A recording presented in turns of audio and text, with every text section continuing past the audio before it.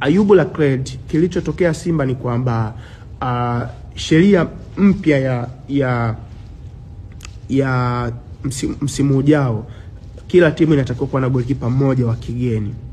Msimu huu ambao umemalizika hiyo sheria haikuwepo, lakini kilichotokea ni kwamba Simba walikuwa limited na nafasi za wachezaji wa kigeni. Kwa hiyo kilichotokea ni kumuondoa Ayubu Lakred kwenye listi ambayo ilikuwa imesajiliwa kwenda TFF na CAF Confederation kwa ajili ya michuano ya kimataifa, wakamwacha kwenye timu, lakini hawezi kuparticipate kwa sababu jina lake halikuwa registered, kwa sababu alikuwa na issue za kifafa, alikuwa anadondoka kifafa kilikuwa kinamsumbua sana. Kwa hiyo ni mtu ambaye aliamua kuwekwa pembeni zaidi. So hatujajua kama mwishoni mwa msimu Simba wataachana naye au wataendelea kubaki. Na Ayubu Lakred ni usajili ambao ulifanywa na tajiri mwenyewe Mo Dewji, na alimpa $200,000 kuweza kurenew mkataba. $200,000 ni pamoja na sign on fee. Nikisema sign on fee ni pesa ya usajili ya mchezaji na mshahara ulikuwa ndani kwa ndani. $200,000 Ayubu Lakred aliweka mfukoni, na baada ya hapo matatizo yakawa yamemkuta. Kwa hiyo